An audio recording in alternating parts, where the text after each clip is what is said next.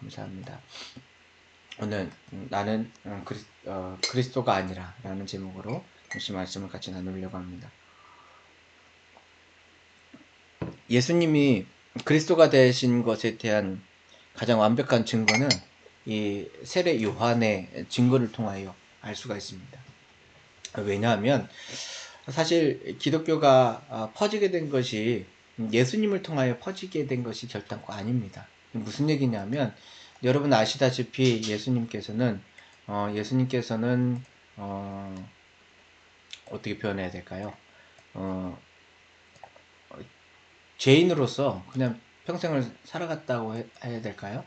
그의 인생에서 결단코 뭐 어떤 깊은 영향력을 끼친 것이 별로 없었어요.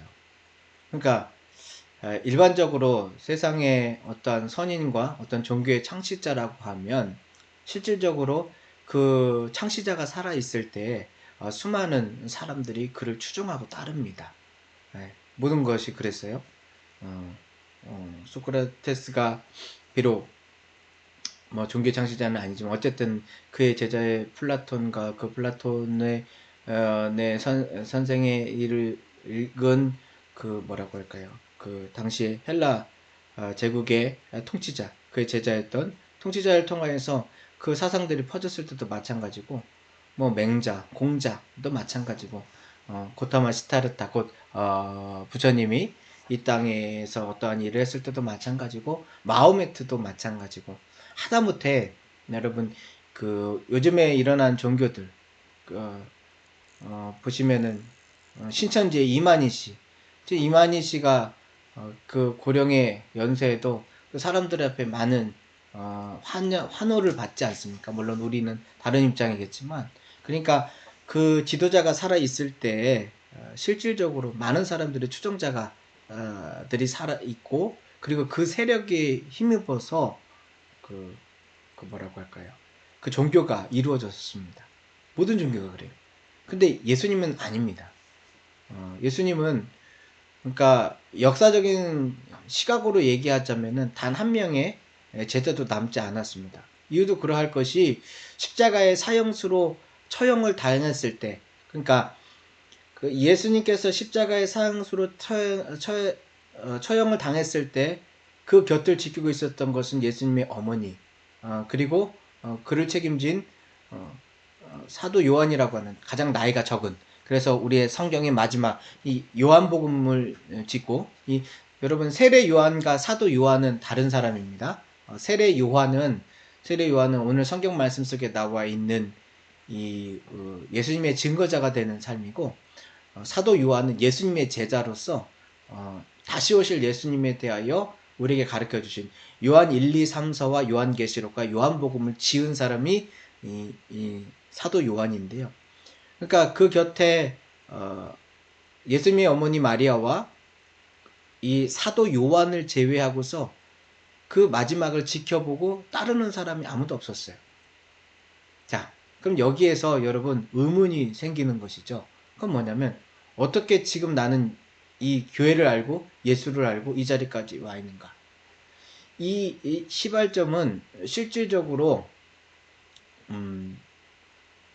그러니까 편만하게, 그러니까 이곳저곳에서 복음이 알게 된 게 로마 제국을 통하여 알게 되는데, 사실 로마 제국은 우리가 세계사에서 배웠던 것처럼 뭐 그렇게 큰 대륙을 이루고 제국을 이루고 오늘날 법치주의의 근간이 이루는 뭐 그러한 것이 아니라, 사실 하나님께서 그 기독교의 전파를 위하여, 기독교 곧 예수 그리스도의 전파를 위하여 사용하신 제국이라는 것을 우리는 분명히 알 수가 있습니다. 그 하나님께서 우리에게 그 제국을 사용을 하시는데, 그 예수를 가장 반대했던 사울이라고 하는 사람이 단 20년 동안 그 지중해를 중심으로 해서 이곳저곳에 돌아다니면서 복음을 전했어요. 이 복음이라고 하는 것은 예수가 우리의 구세주다, 그가 우리를 위하여 십자가를 지셨다. 그런데 그 말을 한 것밖에 없는데, 그것이 한 300년이 지나고 나서는 로마에서 기독교를 국교로 채택하게 됐죠. 그런데 그렇게 국교로 채택을 할 때 그냥 뭐 사람들이 환영하고 박수 치면서 있었느냐? 그렇지 않아요. 지금 여러분들이 코로나 때문에 사실 코로나라고 하는 것이 교회하고는 전혀 아무런 상관이 없는데 교회가 많은 욕을 먹었죠. 지난번에 일산의 한 스타벅스에서 코로나 환자들이 많이 나왔던 적이 있습니다. 아시죠? 예.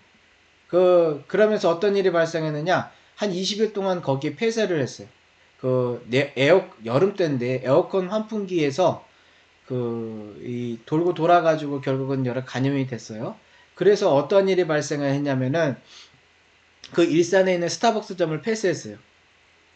근데 여러분, 그거로 혹시 스타벅스 전점을 폐쇄했다라는 얘기 혹은 제한뒀다라는 얘기 들어보신 적 있습니까?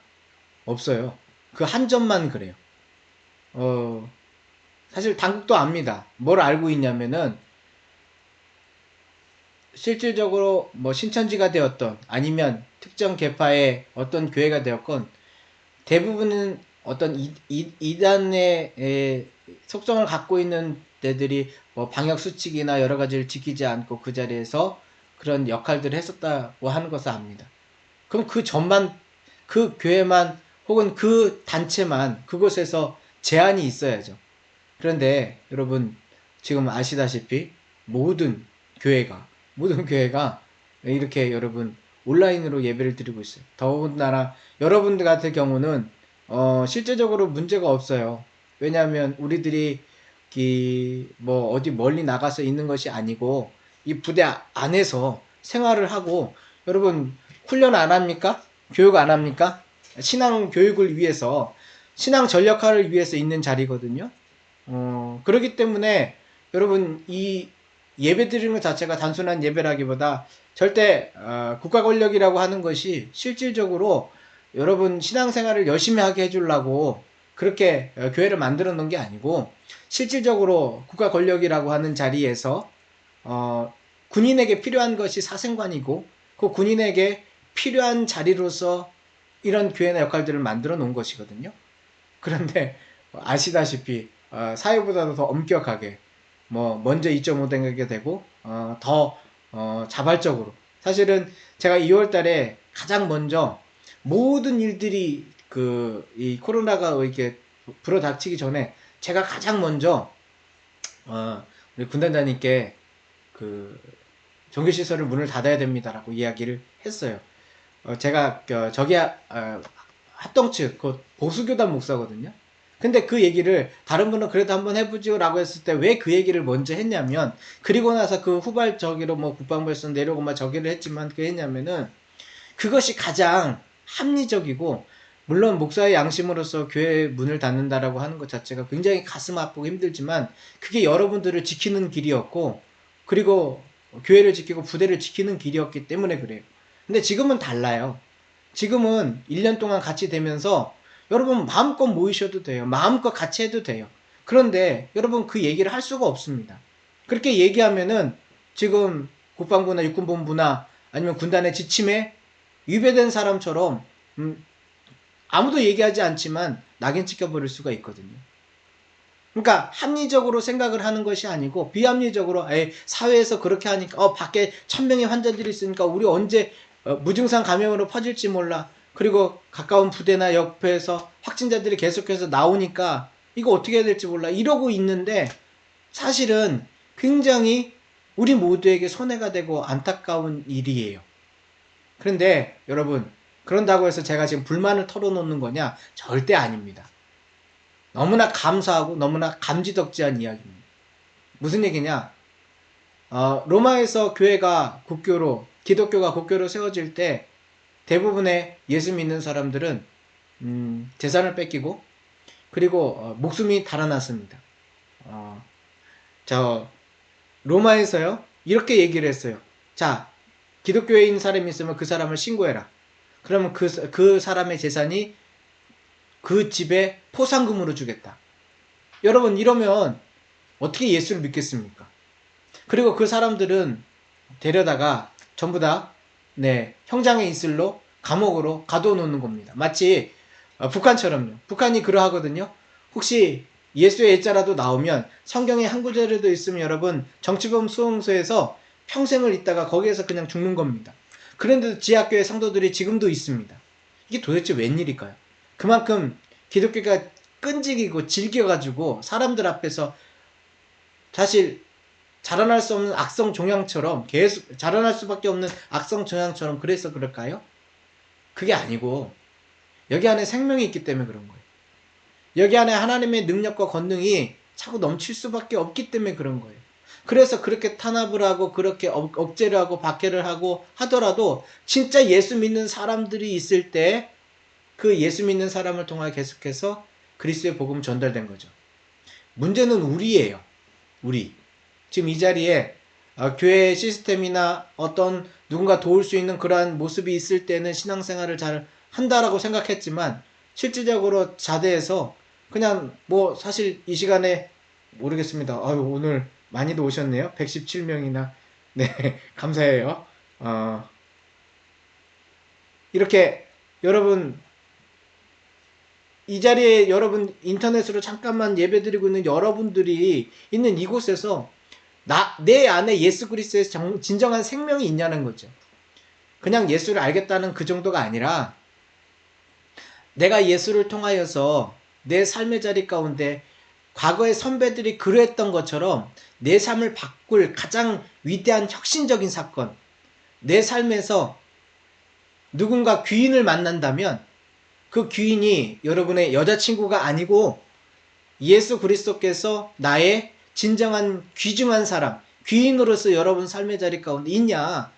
그거를 물어보면 조금만 삶의 자리들이 힘들어지고 또 내가 바쁘면 지금이야 뭐 바쁜 건 없잖아요. 마일리지도 있고 하니까 얼마나 좋습니까? 좀 이렇게 좀 시간 지나서 휴가라도 갈 수 있는 시간이 챙겨지면 이렇게 제도가 세워진 것이 아니라 만약 반대로 교회를 가면은 40번에 한 번씩 그 휴가를 감한다라고 하면 말도 안 되는 얘기니까 여러분 이해하고 들어주십시오. 만약에 교회 그러니까 신앙 기독교인이라고 얘기하면은 휴가를 안 준다, 거꾸로 뺏어간다 라고 얘기하면 여러분 신앙생활 하실 수 있겠습니까? 제가 얘기한 거는 그냥 말도 안 되는 얘기기는 하지만 여러분 진짜 예수를 믿고 따르는 것은 단순한 이야기가 아닙니다. 내 삶을 내어 던지는 겁니다. 내 삶을 예수께 내어 던지는 겁니다. 그랬을 때 예수를 믿는 것이지 그냥 잠깐 교회 몇 번 나가고 마일리지 조금 쌓아서 내가 기독교라고 쓴다고 하여서 그게 내 신앙에 내가 예수를 믿는 게 아니라고요. 그렇게 세상이 호락호락하지 않습니다. 내가 그냥 그렇게 예수 믿는 사람이었지라는 기억만 가지고 여러분 평생 살아가면서 즐겁고 행복하게 살아가도록 내버려 두지 않는다고요. 세상은 굉장히 바쁘고 여러분 먹고 살기 힘들고 뭐 물론 군대 안에서야 삼시세끼 내가 먹고 싶으면 먹고 먹기 싫으면 안 먹고 뭐 그럴 수 있겠지만은 밖의 세상 속에서 여러분 우리들이 마주 하는 세상은 내가 그것이 몇 억짜리 연봉을 받는 사람이 됐건 아니면 하다못해 1, 2천만 원, 1,000만 원짜리의 연봉을 받는 사람이 됐건 상관없이 내가 예수를 믿지 못하게 하는 사건과 자리들이 너무 많다고요. 자, 근데 기독교가 퍼져나가는데 그 중심이 뭐가 있었냐면 그러니까 예수님에 대하여 아는 사람이 아무도 없어요. 왜냐하면 예수님 당시에 예수님의 인기가 없었다고요. 심지어 예수를 가장 많이 전했던 이 사울이라고 하는 사람이 예수에 대하여 가장 큰 박해자요 반대자였다고요. 그런데 놀랍게 그가 가는 곳에 예수를 믿는 사람들이 생겨났거든요. 물론 그것은 우리가 신앙적으로 봤을 땐 성령의 역사, 신앙이 출중한 역사지만 과연 그게 왜 일어났을까라고 하는 객관적인 데이터로 보자고 하면 오늘 19절부터 28절에 있는 이 세례 요한 때문에 그래요. 왜냐하면 당시에 센세이션한 한 사람, 위대한 걸출한, 그래서 당시에 수많은 사람들이 이 사람 얘기를 듣고서 변화된 사람이 있었어요. 그 사람의 이름이 세례 요한이에요. 그래서 사도 바울이 그러니까 지금 사울이라고 하는 사람이 이제 이름을 바꿔가지고 원래 이름을 바꿨다기보다 그러니까 우리가 보통 영어 이름을 여러분 가질 때가 있잖아요. 그런 식이에요. 사울이라고 하는 이름은 본래 자기 갖고 있었던 유대인 이름, 그리고 바울이라고 하는 이름은 그 당시 로마식 이름. 그래서 시간이 지나면서 로마식 이름을 제일 많이 쓰게 됐었는데 이 바울이라고 하는 사람이 이 사람이 이곳저곳에 로마 전역을 돌아다닐 때 이곳에서 갔더니 세례 요한의 제자가 있고 저곳에서 갔더니 세례 요한의 제자가 있는 거예요. 그러면서 그가 소개한 말이 무엇이냐면 오늘 성경 말씀 속에 있는 그 얘기예요. 20절에 있는 것처럼 요한이 드러내어 말하고 숨기지 아니하며 나는 그리스도가 아니라 한다. 이 말을 했다는 것을 여러분 기억하지요? 라고 물어본 거예요. 나는 그리스도가 아니라 한다는 이 말을 여러분 기억하지요? 라고 했던 거예요. 왜냐하면 요한이 굉장히 사람들에게 인기가 있었고 마치 그리스도처럼 느껴졌었거든요. 근데 놀랍게도 이 요한이 제사장들과 사람들에게 이 제사장자가 레위인들은 당시에 종교 전문가들이었고 당시에 오늘날로 말하면은 그 사회 지도층 리더들이었어요.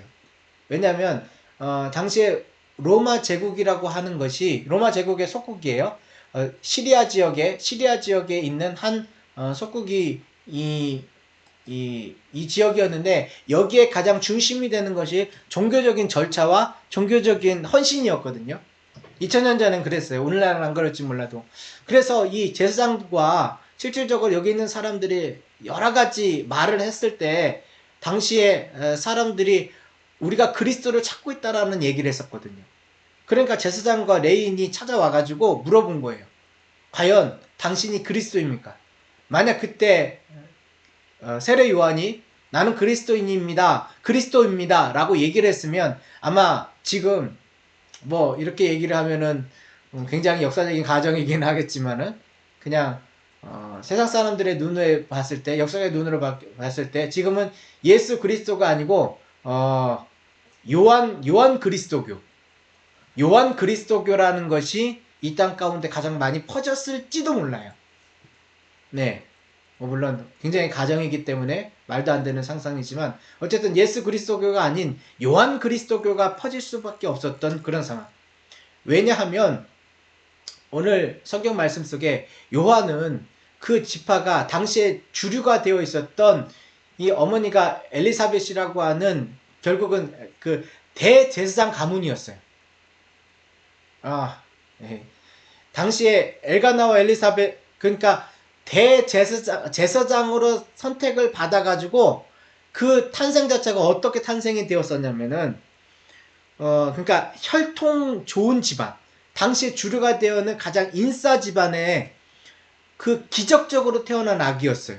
왜냐하면 그 아버지가 나이가 할아버지인데 당시에 기적으로 이런 아이가 태어날 수 없다고 했는데 갑자기 가장 중심되어 있는 그러니까 30년 전에 어떤 일이 발생했냐면은 당시에 가장 핫한 뉴스가 뭐냐면 오늘날 같으면은 뭐 BTS가 매덕부를 돌파했다 혹은 누구의 세계의 어떤 뭐 미국의 대통령이 뽑혀졌다 뭐 그런 정도 소식 가운데 그 집안에 아이가 없어야 되는데 아이가 생겨난 거예요.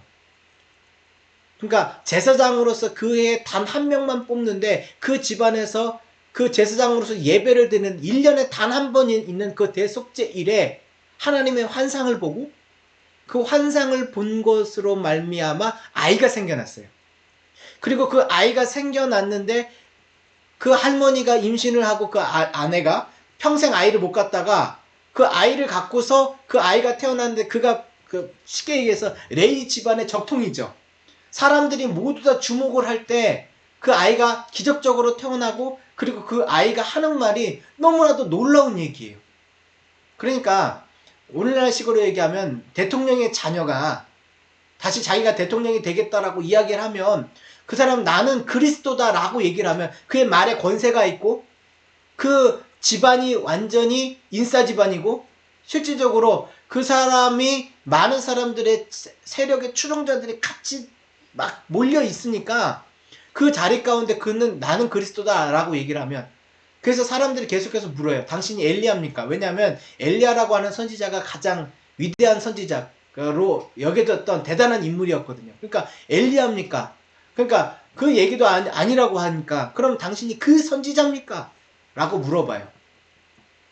그런데도 자기는 아니라고 얘기를 하잖아요.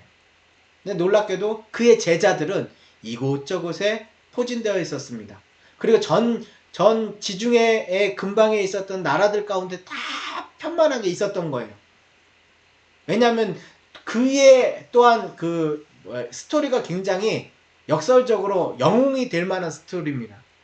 그가 이렇게 광야에 외치는 소리라고 하면서 평생을 고역에 살아가는 거예요.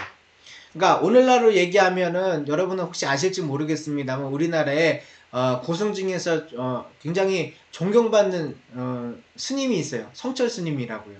근데 이분이 평생을 벽을 보고서 수행을 하고 가부좌를 틀고서 그렇게 엄청난 인간으로서 할 수 없는 일들을 하셨기 때문에 많은 분들에게 추앙을 받고 또 불교계에서는 아주 유명하신 분이거든요. 근데 이 세례 요한이 그렇게 살았어요. 그가 하나님 앞에 헌신된 자라고 이야기를 하면서 광야에 나가서 그리고 그 자리 가운데서 좋은 제사장의 가문인데 위대한 제사장의 가문인데 그는 그것들을 다 내려보내고 자신은 동물의 가죽옷을 입고 메뚜기와 석청을 먹으면서 그러면서 고행을 하면서 사람들 앞에 선지자처럼 말씀을 전하는 사람, 세례를 베푸는 사람으로서 서 있으니까 사람들이 그 모습만 보더라도 야, 저 좋은 집안에서 저 좋은 기적적으로 태어난 저 대단한 사람이 저렇게 고행을 하면서 하네. 마치 어느 왕족에서 태어난 사람처럼 그를 추종하는 그때에 그가 밝힌 것이 뭐냐면 나는 그리스도가 아니라 나는 그리스도가 아니라는 이 말을 하고 더 재미난 것은 여러분 예수님의 12제자 중에 많은 사람이 세례 요한의 제자였습니다. 그래서 만약에 예수님의 제자들의 세례 요한의 제자가 없었으면 예수님의 제자들이 많이 빌 거예요. 근데 그 정도로 많은 일을 했고 그래서 사도 바울이라는 사람이 전국에 돌아다니면서 있었을 때 당신이 받은 세례는 물세례지요. 하지만 예수 그리스도께서 우리에게 주신 성령 세례를 받아야 합니다. 볼까요? 그 얘기를 했다라는 것이죠. 자, 여러분 그래서 그럼 자신을 뭐라고 얘기했는가? 요 얘기만 조금 하고서 오늘 말씀을 마치도록 하겠습니다. 자신에 대하여 뭐라고 얘기했느냐? 자, 23절 말씀 한번 보도록 할게요. 23절 말씀을 보면 이렇게 나와 있죠. 선지자 이사야의 말과 같이 주의 길을 곧게 하라. 광야에 외치는 자의 소리라. 자, 나는 다름이 아닌 주님을 증거하는 외치는 자의 소리. 주의 길을 걸어가시게 만드는 그 길을 깔아가는 돌멩이들을 치어가는 그러한 사람일 따름이다. 라고 이야기를 합니다. 자, 그리고 그는 뭐라고 얘기하냐면 26절 말씀을 보면 나는 어찌 세례를 베푸냐는 말에 나는 물로 세례를 베풀거니와 너희 가운데 너희가 알지 못하는 한 사람이 섰으니 곧 내 뒤에 오시는 그이라. 그는 그의 신발끈을 풀기도 감당하지 못하겠노라 라고 하면서 세례를 베풀었던 그 자리, 그것을 우리는 발견할 수 있는데요. 그리고 이 말씀을 빗대어서 물세례가 아니라 성령으로 세례를 받아야 된다라고 하는 얘기를 그리스도인들이 되려고 하는 사람들에게 전했을 때 실질적으로 이것은 증거가 되고 능력이 되고 그래서 사람들이 예수를 믿게 되는 사건이 되었습니다. 여러분, 예수님을 온전히 따르고 의지하는 방법이 뭔지 아세요? 내 모습을 내려놓는 겁니다. 여러분, 신앙생활 하다가 조금 착각할 수밖에 없는 게 뭐냐면은 조금 내가 성격이 좋아지고 내가 좀 뭔가 잘하다 보면 내가 예수님을 믿는다라고 얘기하지만 실질적으로 나를 도우시는 예수님을 믿게 되어 있어요. 이게 무엇입니까? 내가 예수님을 믿는 것과 나를 도우시는 예수님을 믿는 것과 무슨 차이입니까? 차이가 있습니다. 나를 도우시는 예수님을 믿는 것은 나를 돕지 않으면 예수를 믿을 이유가 없는 거야. 근데 내가 예수님을 믿는 것은 나를 돕는 거와 상관없이 내가 예수님 앞에 내 삶을 드리겠다라고. 그러니까 정확하게 얘기하면 내가 예수님을 돕겠다라고 믿는 거예요. 나를 돕는 예수님을 믿을 것이냐, 내가 예수님을 돕겠다고 믿겠느냐, 그거는 여러분 굉장히 엄청난 차이입니다. 세상의 종교는 나를 돕는 신을 믿으라고 합니다. 나에게 위안을 주는 신을 믿으라고 합니다. 심지어 교회조차도 나에게 복을 주고, 나에게 휴가를 주고, 나에게 건강을 주고, 내 삶에 평안을 주고, 내 삶의 어려움을 물리쳐주는 예수를 믿으라고 합니다. 그러나 나는 예수를 돕기 위하여 믿는 겁니다. 예수를 의지하며 믿는 겁니다. 나를 돕는 예수를 믿으면 물론 그것이 아주 잘못됐다라고 얘기할 수는 없어요. 그게 신앙의 시작일 수 있으니까, 처음 교회를 나가는 이유일 수 있으니까. 그러나 그게 우리의 신앙의 본질은 절대 아니라는 것을 알면 빨리 그 자리에서 벗어나야 합니다.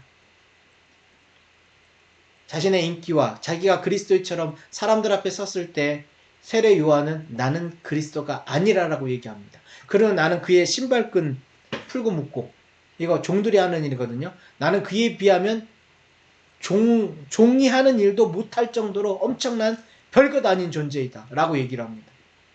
신앙이 이렇게 생기는 겁니다.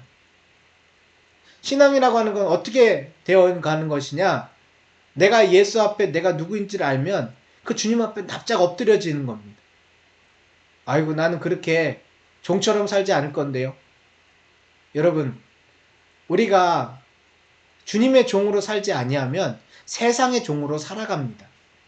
유행의 종으로 살아갑니다.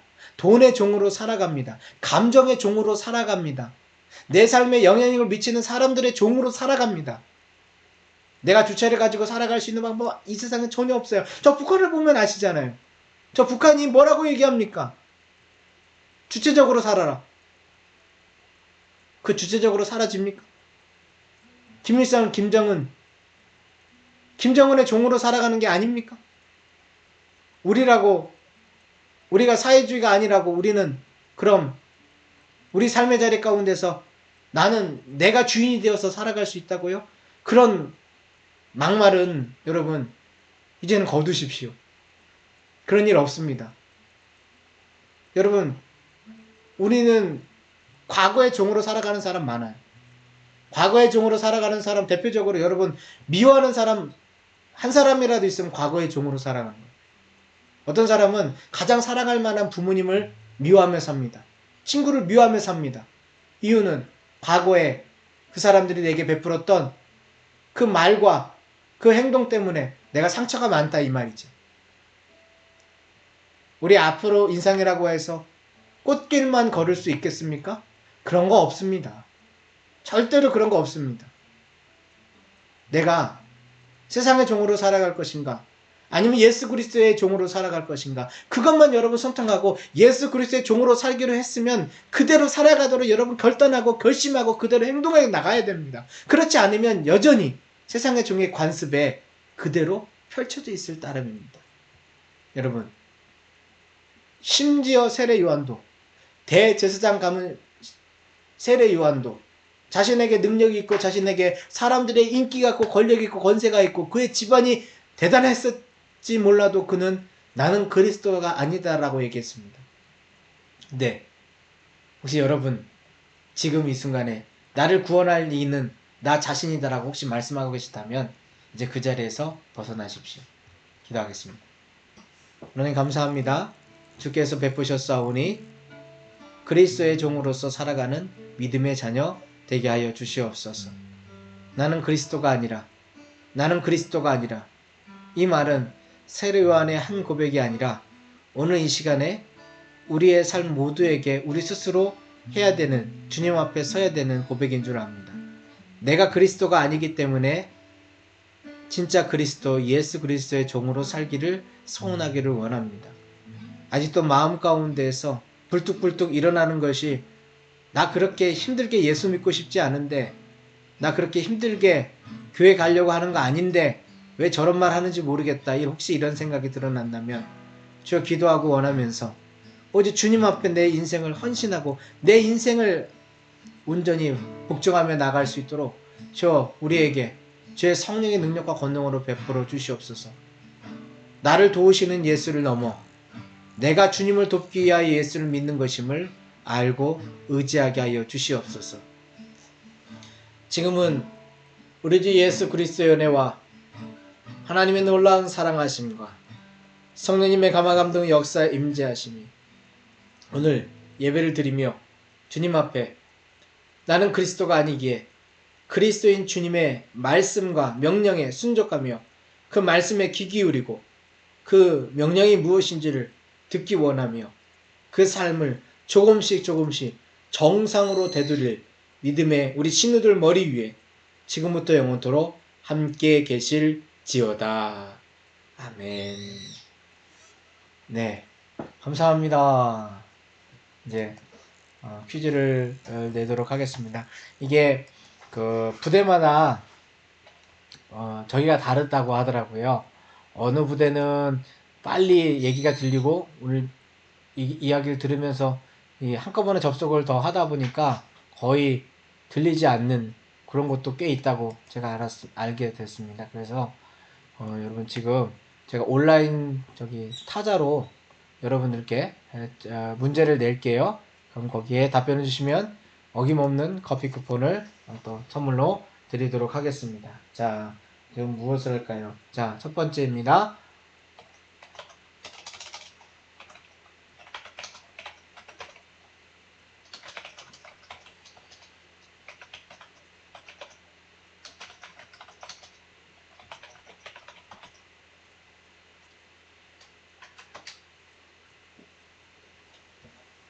네, 문제 출제했습니다.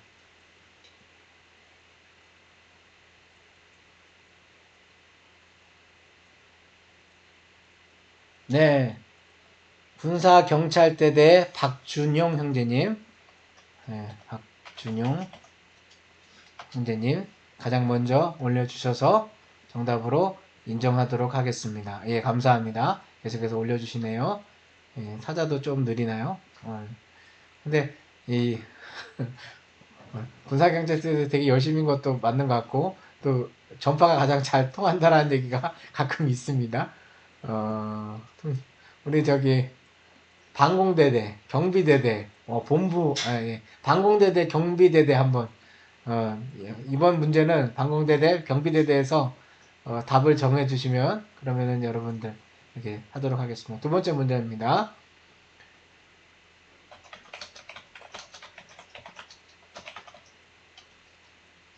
네, 이건 되게 어려운데, 그래도 네, 네,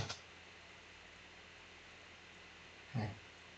오늘 성경 마지막 절에 나오는 징형은 무엇인가요?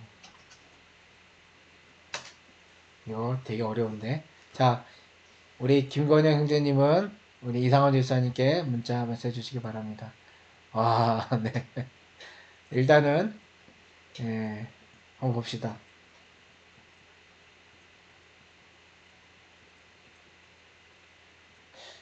군사경찰대대 와, 또 다른 부대 제가 얘기했죠. 방공대대, 경비대대에서 답을 맞추시는 분이 있으면 인정해 드리겠습니다. 경비대대 여창준. 예, 두 분 드릴게요. 우리 군사경찰대대 배유빈 그리고 여창준. 여창준.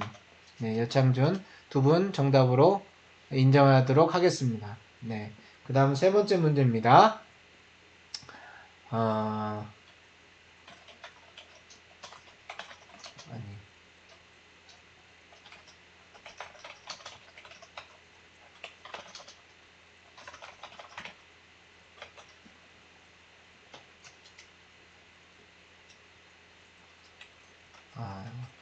세 번째 문제 드릴게요.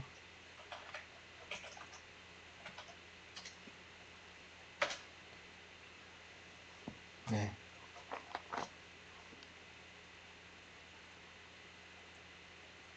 네.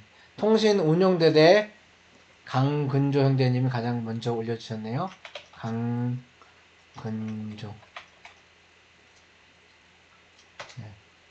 네, 강근종 감독님. 자, 네 분 됐고요. 마지막 분하고 지난번에 는 여러분 이